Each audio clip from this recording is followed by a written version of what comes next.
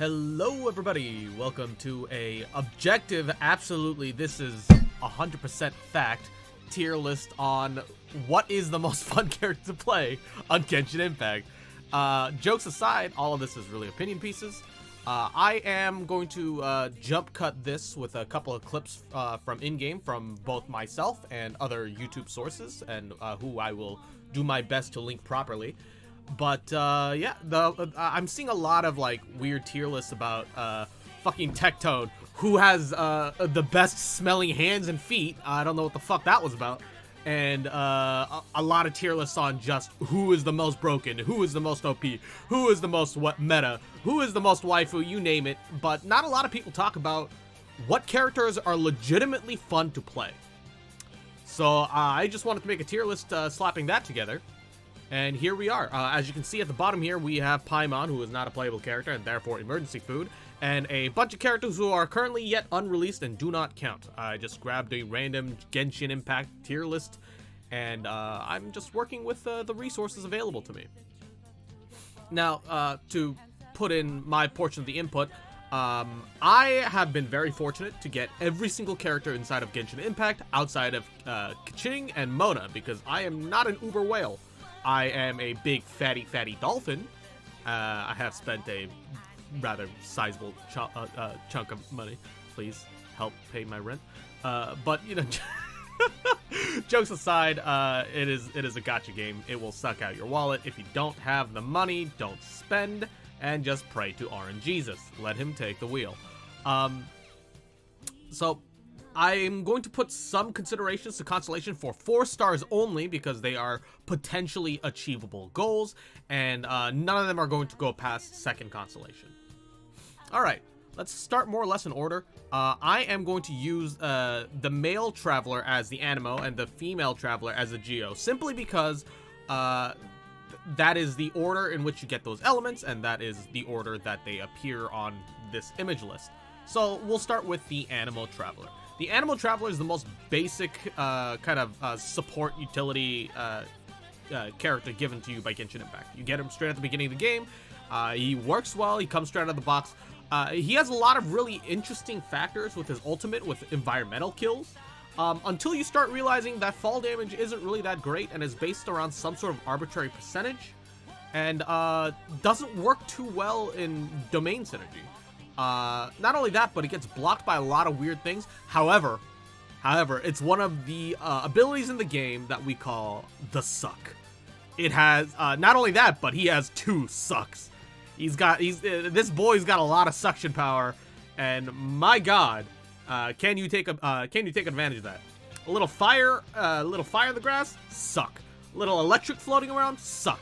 It's raining, suck. This boy sucks everything into his mouth like a goddamn vacuum, and that's why I would put him into the cracking good fun tier. You can get a lot of utility out of the Anemo, and Anemo is pretty much the best supporting element in the game, because it can pair well with theoretically everything. Geo does decently well too, and I'll get into my opinions on that at some other time. Next is Amber. Amber. The whole community just fucking memes around this bitch. You know, look, I'll be honest, this woman is waifu according to my anime tastes, waifu according to my real life tastes, and waifu according to my off-brand tastes. Yes. However, a lot of people complain that her kit is very underwhelming and underutilized, and it is very weak. Yes, her ultimate is incredibly disappointing.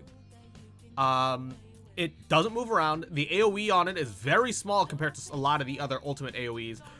The scaling on it, however, is very respectable. And if you can pair her up with someone that can keep someone locked in, like someone with the suck, sadly, not the Anemo Traveler. Well, the Anemo Traveler's elemental skill, the E ability, which can just hold people in place, might actually pair very well with her, now that I think about it again.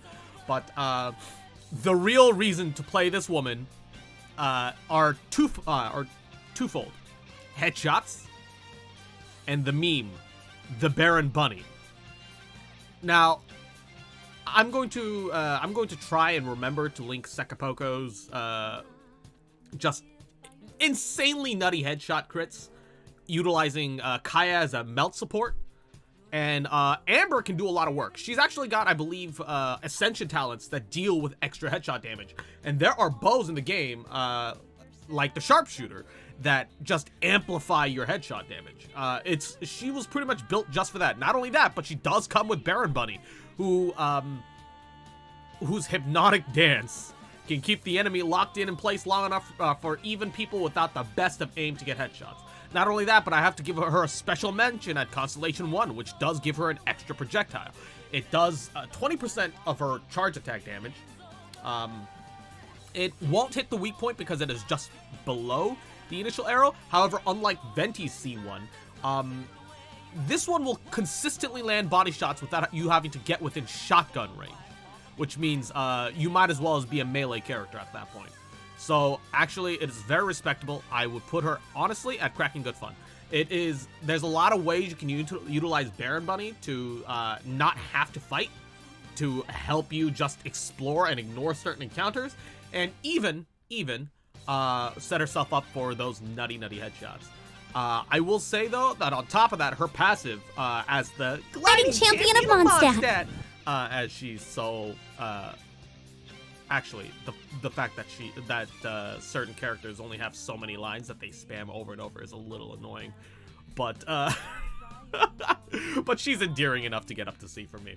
But not only that, but she makes exploring a little less of a chore, especially during the early stages. That 20% less stamina reduction for gliding doesn't seem like a lot initially. But especially earlier on in the game where your stamina pool isn't nearly as big, it is a small godsend, and it can't be ignored. Now, next is Babara. Yes, the beautiful idol healer that everyone gets more or less for free. Because it seems that Genshin Impact is doing this beautiful thing where, thank God, they ensure that you have at least one proper healer. I'm not counting Noel in this because of other reasons, and I'll get to that. But Babara is great because you can just pop her E, it'll keep healing, and while Cryo is your biggest double-edged sword, she does clear elemental debuffs that get procced onto you. And when her elemental skill does clear the debuff, unless it's Cryo, that's a big caveat. Unless it's Cryo, it doesn't do anything. So it's very solid. However, as amazing as she is, she's pretty basic. I would actually, I feel like we're gonna have to switch that. I say OnlyFans, but for gameplay reasons, I'm gonna keep it down here. For gameplay reasons, I would, for actual gameplay, she rates much higher. She's a very solid B to A rank healer, but you do have to watch out for them cryo procs because nothing sucks more than being frozen in this game. But she's a great character, don't get me wrong. However, her kit isn't particularly fun to play. It is very basic. It does what it needs to do. You heal, and then you swap off her, and you don't fucking touch her. So sadly, it's either you need a healer or you're just a fan. That's the real lure of playing Babara. People do make DPS Babara builds, and if you can make that work, that's fucking great for you. But that doesn't mean that she's fun to play, sadly. That's more of a fun because you've made a niche out of something that shouldn't reasonably be what the character was intended for. Next is Beto. Oh god, this woman, step on me. Putting all those Ara memes aside, because she is one of the Ara Onesan sister types, I genuinely think that she is A tier. As far as fun, the thing that really drags her down is her ultimate. It has an insane energy charge and energy cost of I believe it's 80, and she doesn't generate energy particularly well. However, I really want to put her up in SS tier for just the funky fresh beats, because the bass slap of this woman's full counter is just mwah, it is beautiful. It is a sight to behold when you get that frame perfect counter, You just take 0 damage and you return it 100-fold. It's just fucking beautiful. Some of the anybody who's browsed Reddit and seen all the Beto memes can more or less attest to just how ridiculous Beto's full counter gets. People without Beto, some people run Beto support so that they can swap into her just for the counter, and it is actually viable. So I would put her up in A tier as far as just flat fun goes. And now Bennett. Oh, Bennett, you are an unfortunate soul. Bennett is a very underrated character, and he's one of those few characters that you have to take the Constellation 1 into account, simply because his Constellation 1 makes his ult go from, yeah, that's pretty solid, into damn level of just ridiculously cracked how fucking busted it is. However, as amazing as he is as a support, he isn't necessarily particularly super fun to play. You can play around some of his downsides, and with Constellation 4, which isn't really worth mentioning here because it's Constellation 4, he can, at full charge of his elemental skill, his E, not get knocked back and just deal a massive amount of pyro damage. However, the downside is that either you need to be ascended enough and be inside of his ult and then waste time charging that up, or you need to have a shield on beforehand to not get knocked back, and or Constellation 4. And all 3 of those things don't really lend to a fun playstyle. Yeah, sure, you can argue that, you know, timing, positioning, figuring things around, but it is a lot more setup than a basic kit requires. I love it. It's a great meme, but if you're playing for the sake of fun and not for the sake of numbers and damage, I wouldn't actually play Bennett. Bennett is there to pump up your numbers, and his personality is cheerful, it is upbeat, it is adorable, and I love this boy. But he himself as a character is not particularly fun to play. Chongyan. Oh, Chongyan. Chongyan is one of my big boy supports personally. I find him I find him very interesting and a lot of fun. I believe that at it's a C2. So I'm not going to mention it, but at C2, I believe, at the end of his the 4 Claymore Strike attack combo, he fires 3 blades of ice going off in a fan like a shotgun. This boy is a cryo shotgun of a Claymore user, and it is beautiful. Not only that, but his color scheme and his skill set kind of really lends itself well to the sacrificial greatsword, in my opinion, because you can just keep his cryo field up forever. And with a melee fire like Bennett, who isn't particularly super fun alone, or D-Luke, who is, oh, daddy, he's incredibly useful. However, putting his tactical usefulness to the side, he has one of those beautiful 40 energy ultimates with an alright amount of energy recharge, which I personally use Sacrificial Greatsword on him, so it's very respectable and easy to get to. He ults almost constantly. There is something inherently beautifully satisfying about calling forth a rain of giant ice blades like your fucking Frosty Gilgamesh and just spraying your frosty dick all over the enemy. It is a beautiful sight. As far as fun time, I would put him in as for B rank for broken. It is a broken amount of fun. I feel like he's very underrated in that regards. Sadly, I do think that if you want him to be an effective DPS character, you do need some constellations on him, which isn't really feasible at the moment, but he is seeming to be coming in with Zhongli on the upcoming banner, who could be a lot of fun. Daddy D-Luke, the man, the myth, the legend, the Bernie boy himself, absolutely, immediately, funky fresh beats territory. Now, the real reason why is that I hate League of Legends. I genuinely hate the current Season 11 League of Legends. I don't like it, but I did relatively enjoy League pre-Season 11, or pre-Season 11 technically. And I'm not a Riven main, nor will I pretend I am. I am not mechanically good enough in that game to even pretend to be even a Riven connoisseur, aside from the various bits of off-brand. But the boy has the most satisfying animation cancel series, just auto E, auto E, auto E. And then with the Crimson Witch set, which is the only thing you should be using really on D-Luke, maximizing the power of that ultimate and sending flaming birds fucking raw in every which direction you care about. Except the direction that you technically wish to aim for, because auto-aim in Genshin Impact is absolute balls. Is a lot of fun.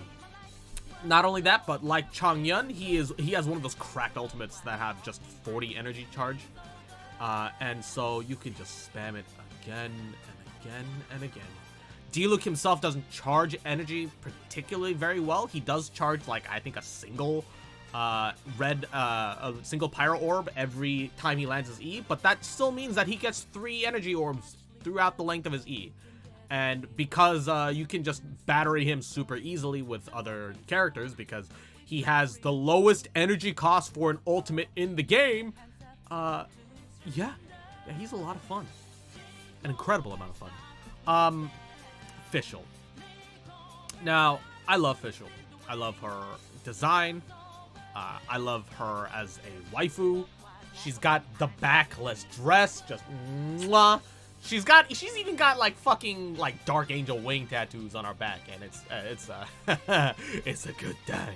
But as far as a playstyle goes, I'm sorry, Fischl. I am genuinely sorry. I think as far as playstyle goes, she goes into OnlyFans until you consider DPS Fischl.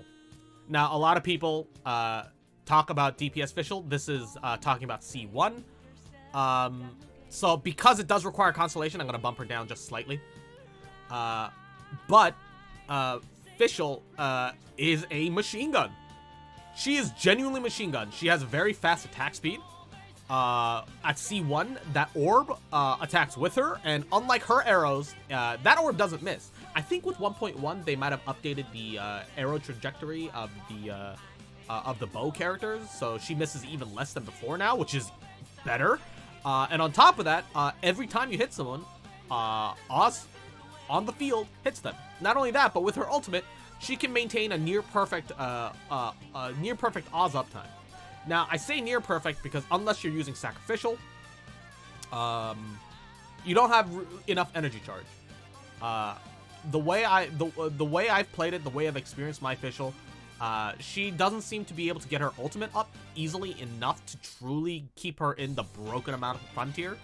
But she's still cracking good fun. She's still a lot of fun. Everything about her is pretty fun. Whether you use her as a support and you just see Oz in the background just spitting Electro onto the enemy and watching just a medley of elemental effects happen, and or you use her as the Gatling Queen herself. She's pretty fun. Now Jean. Jean's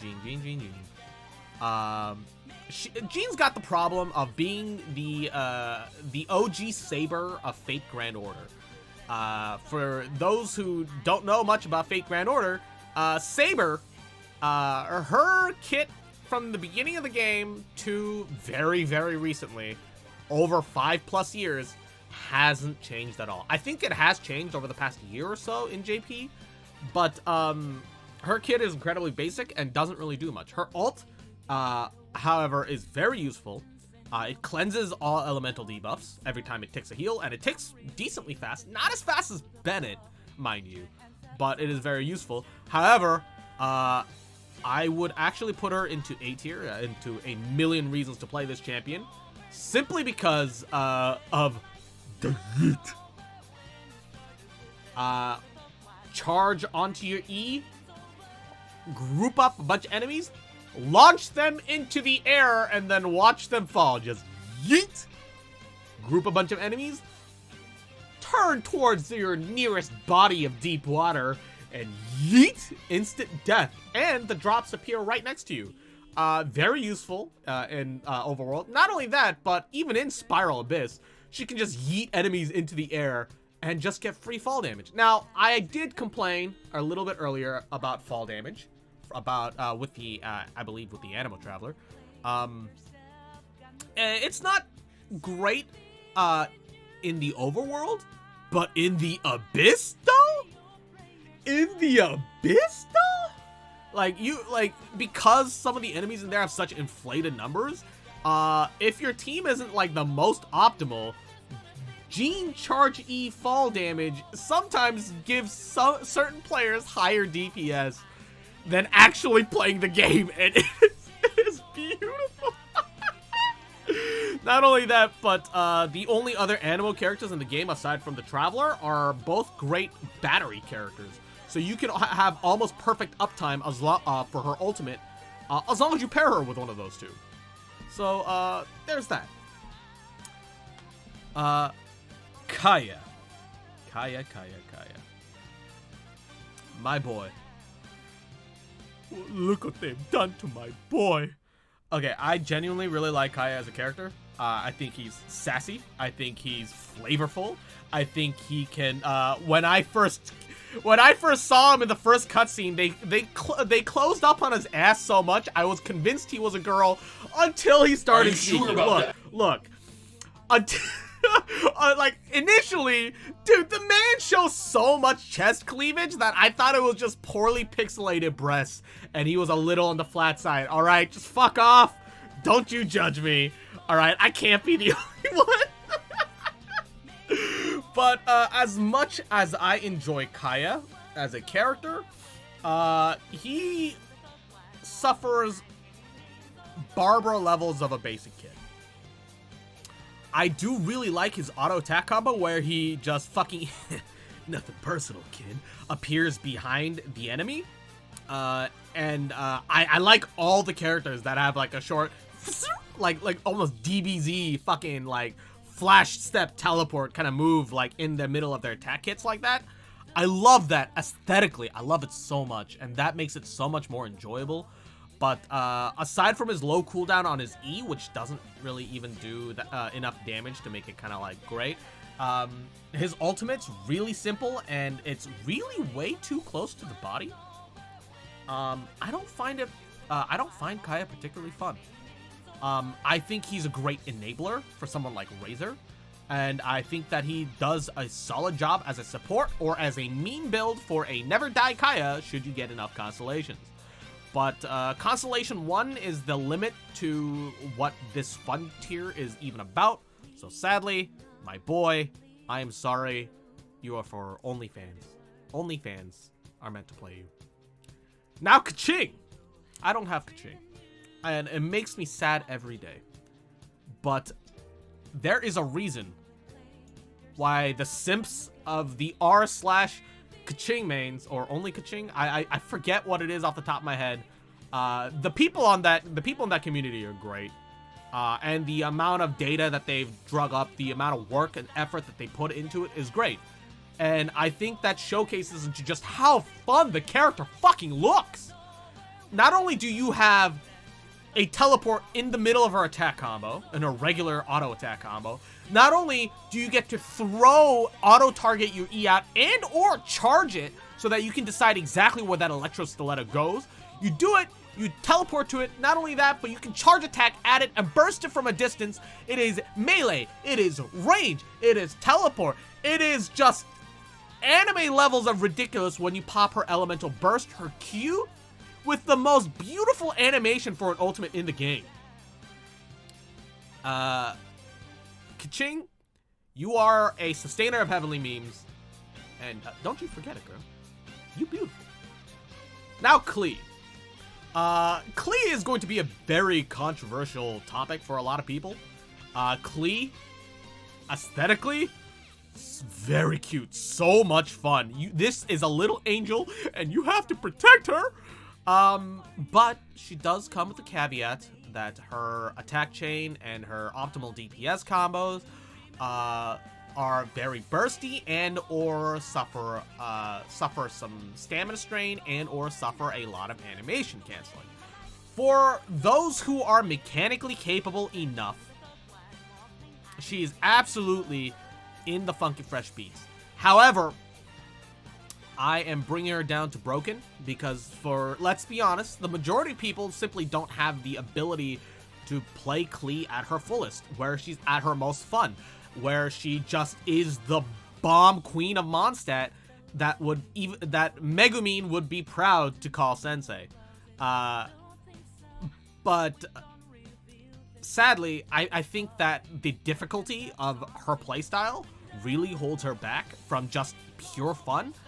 But even if you're not the most optimal player, Clea is so broken in terms of fun value, throwing bombs everywhere, setting the world on fire, and just so much CC, knocking everyone back with charge attacks. Her ultimate is beautiful and it is hilarious to watch. Just watching every single enemy just be perma-staggered. And if you pair her with Fischl, even more explosions. And considering that Fischl is coming up for free in the upcoming event, and she was a rate-up character, it's safe to assume that a decent amount of players have Fischl. So I feel like making that comparison is all right. It's very all right. Lisa. Oh, Lisa. You also have the DBZ teleport on auto attacks. You have a very, very awesome looking charge attack. And the size, the sheer radius of your charged E is amazing. And there are words that I could say about your Constellation 6, but this is not that kind of video, so I won't. Lisa is very cool. She, as a catalyst user, she can help cause a lot of reactions, and she does enough damage that I won't say that she's an OnlyFans situation. But if you're looking for fun, you shouldn't really be playing it through Lisa. She requires you to get multiple E's off before you can really take advantage of her damage, and a lot of things, especially in the earlier parts of the game, when you actually get to experiment around without too much penalty, things die too quickly for that to be really useful there. She is very solid against bosses, but she's more of a weird, strange burst support. But her ultimate is very nice because as long as you have someone that brings the suck, it does so much damage, and it is very fun as long as you can keep someone locked down. That's the only reason that she's not an OnlyFans, because a little bit of supporting power, and you can make her very fun. But she doesn't necessarily have to be really locked in of a supporting role like Barbara and Kaya do, which means that they're not really seeing the battlefield nearly as much as some of the other characters like Lisa. Lisa requires to be on the battlefield a bit more, and you know, being on the field more kind of makes it more fun. Maybe that's just an opinion that I have, but that's an opinion. This is a bit of an opinion piece. Now, Geotraveler.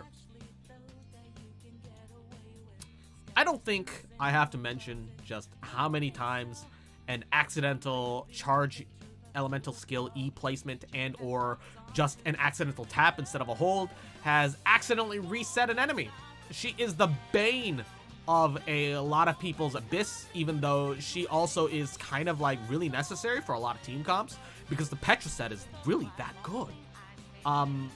For those who can use Geotraveler, for those who can use her and use her effectively, mad props to you. Also, shit, I forgot Zhao is not released yet. I don't know how I fucking missed him in that lineup. But, yeah, no, Geotraveler, I really like their ultimate. But, even their ultimate can accidentally end up getting an enemy stuck on top of it and reset enemies. And that is enough of a consistent problem that holds it back. It does way more damage than the Animal Traveler, but because of the weird resetting glitches, less fun. I think all MiHoYo needs to do is set up Geotraveler so that their constructs can't spawn enemies on top of it.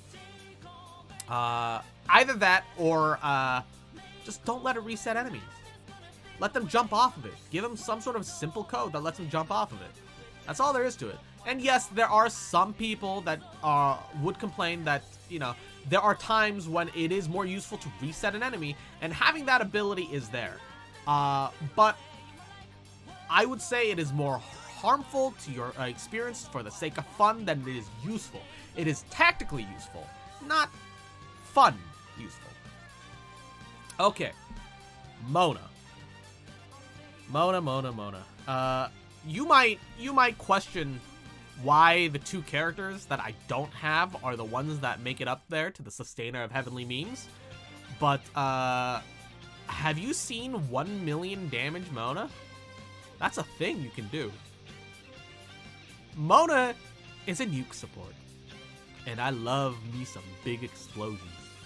Yeah, it's not a fire explosion.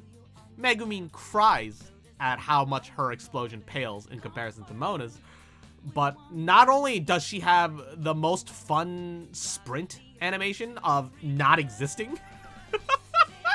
I know that she does technically have a sprint animation if you're in Abyss and your ability gets locked behind. But she can travel across water, which is super fun. Her E taunts, and unlike Amber's, it actually does damage consistently all throughout its proc, which is super fun. And her ultimate is a CC into a vaporized nuke, which is amazing balls fun. I just really wish I had her. Ningguang. I want to put her into Funky Fresh Beats. I really do. I think, however, in the end, she ends up in A Million Reasons to Play, aka the Ara squad. I think this is where she belongs. Because her Constellation 1 is really amazing. All of her auto attacks become AoE. It is she goes from a fucking tactical RPG launcher into a tactical Sting missile launcher. Not only that, but Constellation 2, which requires special mention on top of Constellation 1 because she is on raid up right now. As of 1.1, where the child banner is alive. You can E, you can Q, which breaks apart her E, which counts for Constellation 2's shattering the screen, so you can proc it again. With a sacrificial tome, you could theoretically proc it a third time. It just goes on and on and on. I mean, putting that specific meme build to the side, Constellation 1 makes her an absolute nuke train that even her normal weakness of just going against multiple mob enemies gets largely mitigated by the fact that the AoEs can tag on top of each other and overlap and just deal massive amounts of damage, in which case mobs are no longer your problem. Why is she only in A instead of SS? Her charge attacks, which are part of her main bread and butter, have a very weird way of targeting. If the enemy is flying, if the enemy is laying on the ground, or if the enemy has been accidentally knocked onto your Geotraveler's constructs, they won't hit. Not really. Because it flies out with one of those little bits of flying jade behind her, which is a large part of her charge attack damage. And those only really land if your enemy is super big or if they're not in a weird animation state. Because the aim lock on those are just weird. Outside of that, she is very, very, very fun. Okay, Noel. You're maiden. You're tank queen. And the thickest bitch in this entire game. Her ass is fat. She is honestly, I really love Noel. She has a very special place in my heart.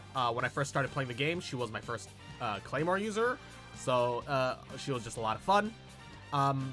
And I think there is something inherently amazingly charming about never taking any damage and then pulling out an actual Excalibur of an ultimate and hitting every single mob on the field and not giving a fuck about your enemies.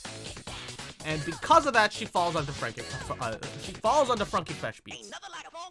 Now, I do add the caveat that Funky Fresh Beats requires her to have Constellation 1. Because otherwise, she's only B tier. Constellation 1, which is possible, very possible, considering that she was on rate up in the previous banner. Not only that, but you automatically get one for free in the beginner banner. Get one guaranteed. C1 is very achievable. But this also pairs her ultimate, her elemental burst, and her regular elemental skill, her E, very well together. So she is a incredible anchor to fall back upon when your team is in a pinch. Unlike the normal breastplate, 50% plus whatever your defense rating is, into scaling into an arbitrary percentage number chance to heal like Jean, except you need a long ass cooldown ability to actually be on you instead of Jean's ability to just be healing whenever the fuck she feels like it, because all it requires is 50% chance on her regular autos without any additional caveats. Noel's is locked behind her E ability. However, once you E and you Q, and as long as you're running her with decent batteries, and why wouldn't you be, she is the meme queen that swipes Abyss floors, bitch slapping left and right. She's a lot of fun if you invest into her. Don't let the naysayers get you mixed up. She is plenty of fun. But don't expect her to be the most ultimate damage carry. This is just about pure fun.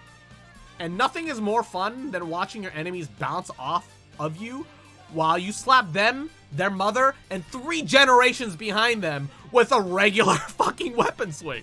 That is the most fun thing in existence.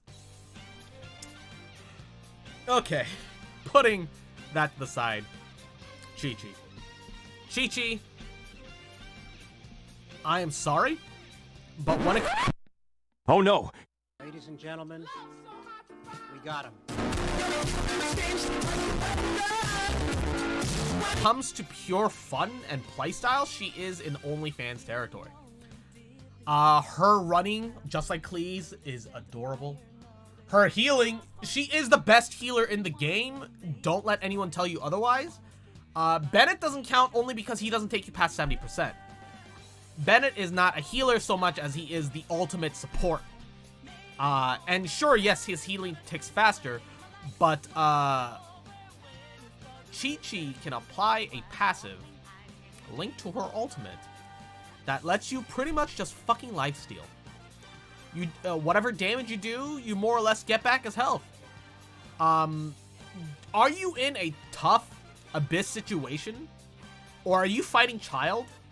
And the enemy is nuking you into oblivion? Chi-Chi ult and or get her passive tag off.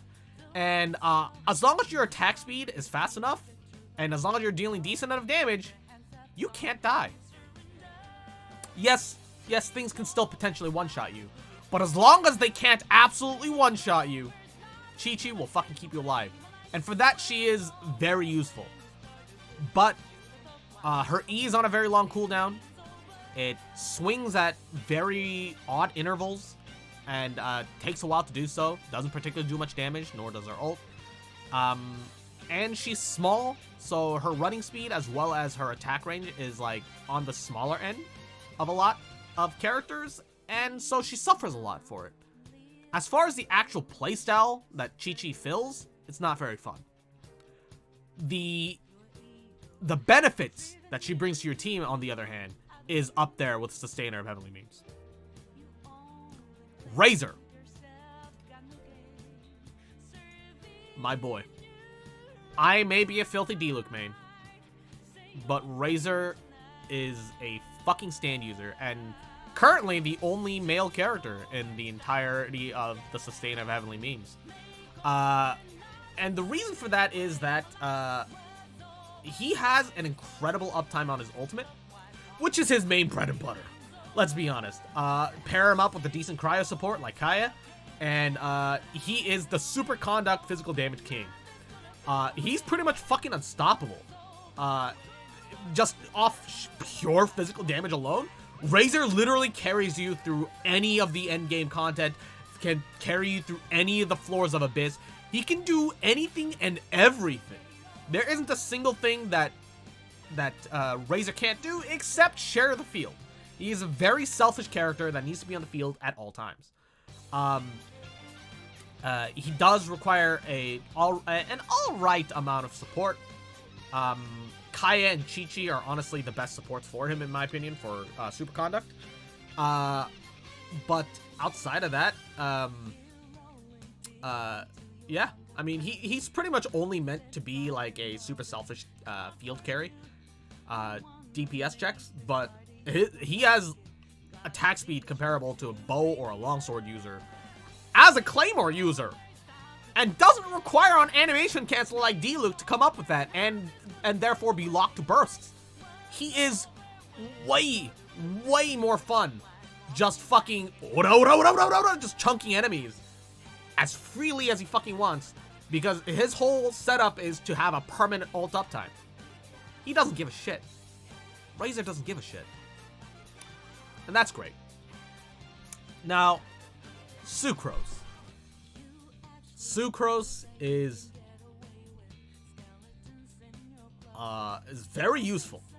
Very useful. And I would say that she is cracking good fun.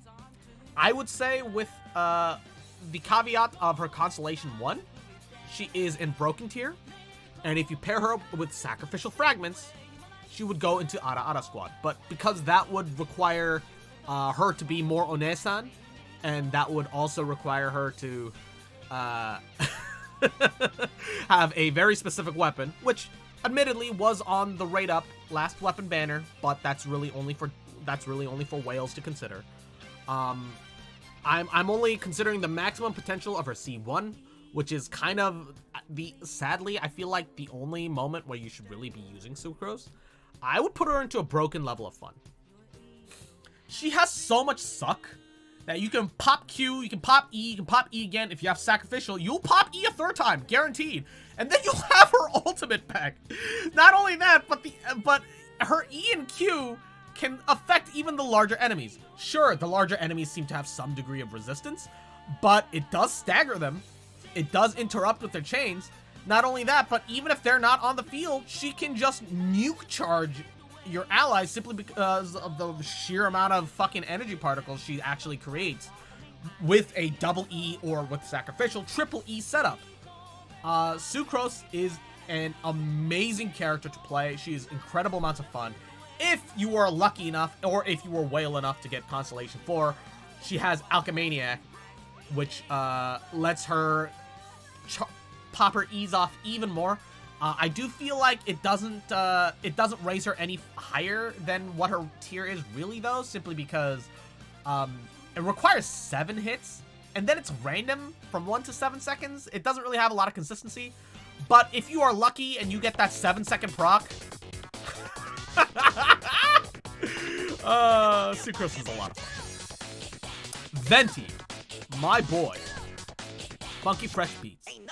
Now, Venti, who I simp for, does not make Sustain of Heavenly Means. The reason for that is that as amazing, even though he pretty much has effectively the best burst ultimate in the game, with the huge amount of suck power that he has, you can fire that thing on one side of the floor of Abyss, and it'll still like be pulling things from the opposite side. It makes no sense how good Venti's ult is. But it comes with a downside.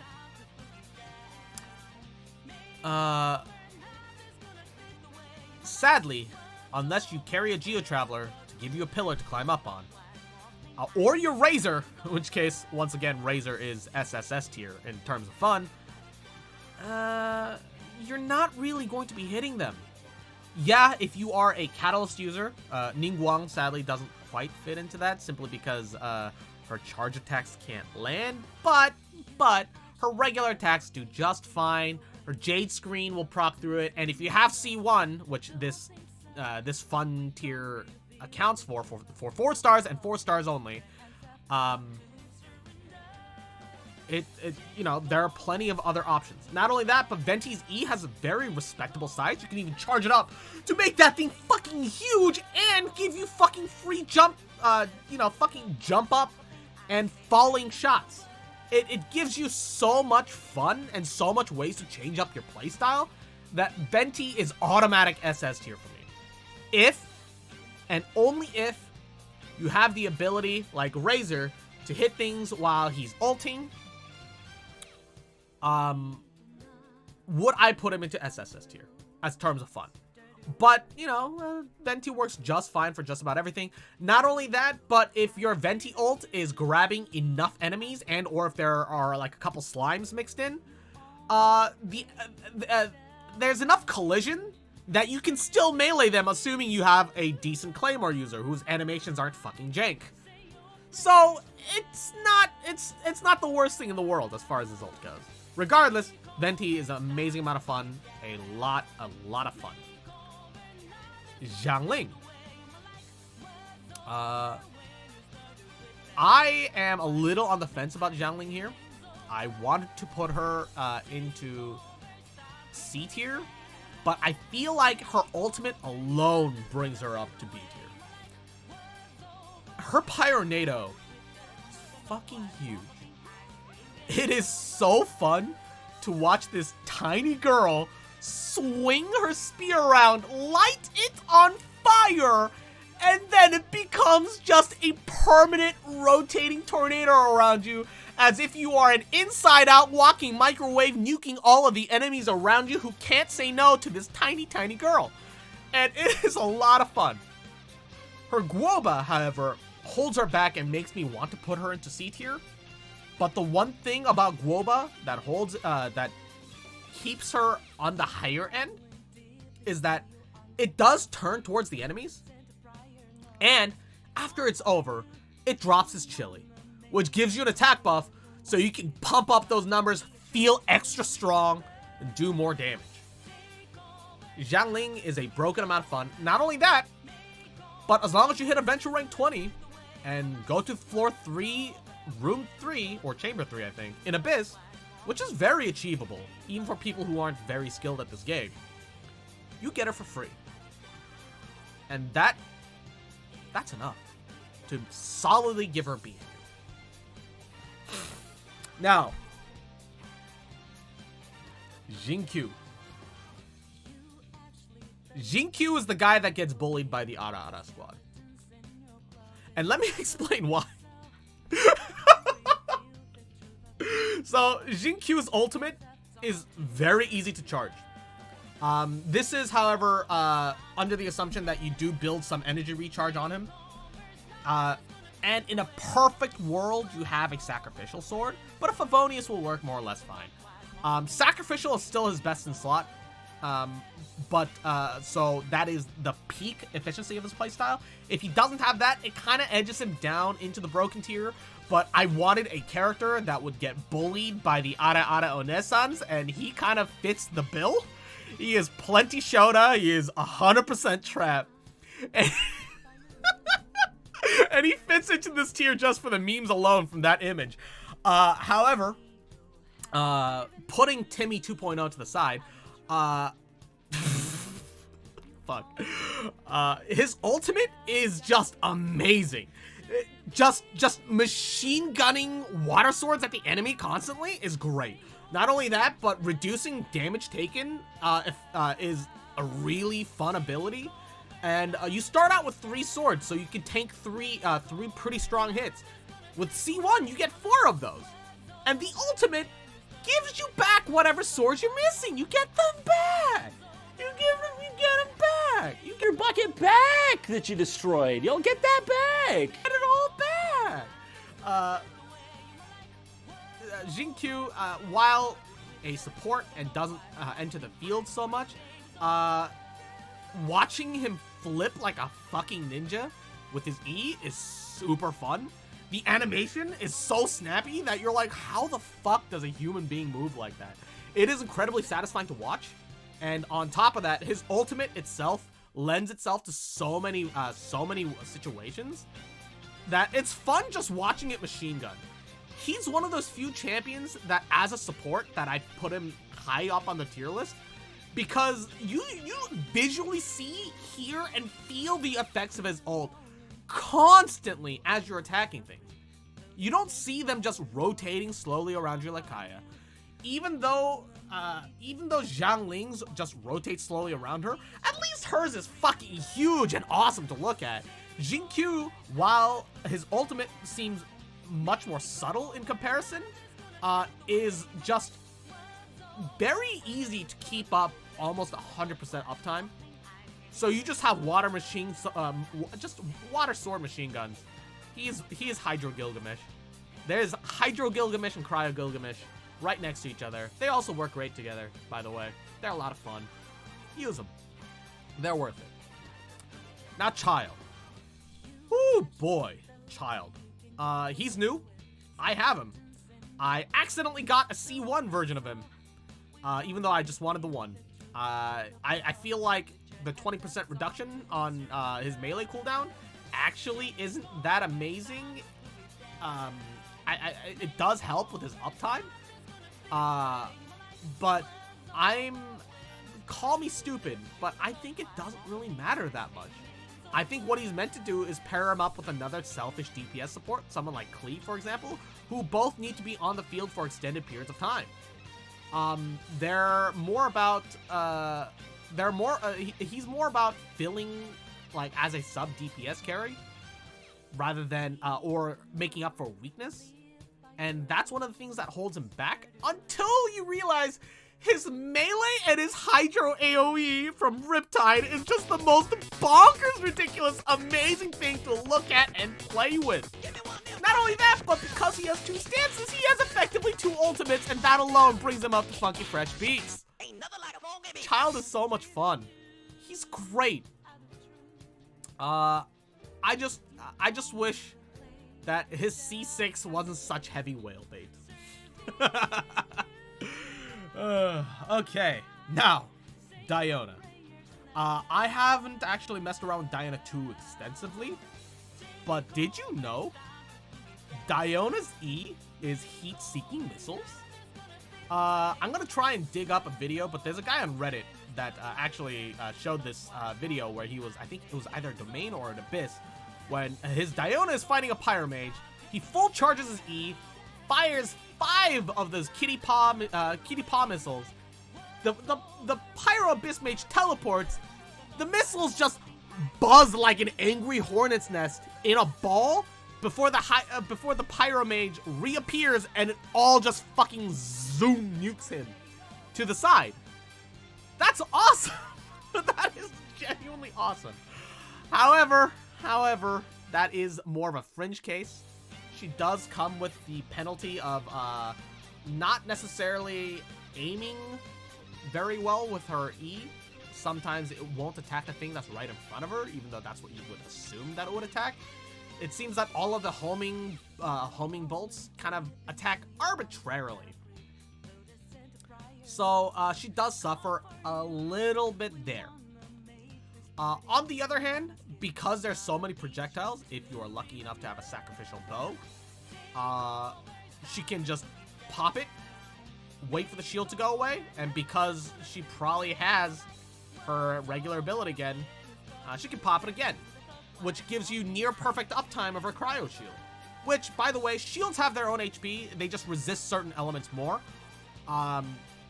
Shields still work just fine against other elements. I think, though, that Pyro will melt through that shield faster. I don't 100% know. Don't quote me on that. But if we can do it to them, they can do it to us, and that has been the rule of Genshin Impact mostly thus far. So I would assume that that is necessarily the same case. Her ultimate is a bit of a mixed bag. I've had it bounce weirdly far at, like, a random enemy before. Not only that, but it seems like there are some issues with not proccing your heals very well, but she's very fun, and unlike a healer, she is much more proactive, it feels like, in that regards, because you're proactively shielding yourself rather than reactively healing, and then you pop an ult when you need healing, because that is your reactive. She has a both proactive and reactive playstyle as far as the healing goes. So instead of cracking good fun, I'm gonna put her at broken levels of fun because she is the most active healer in the game.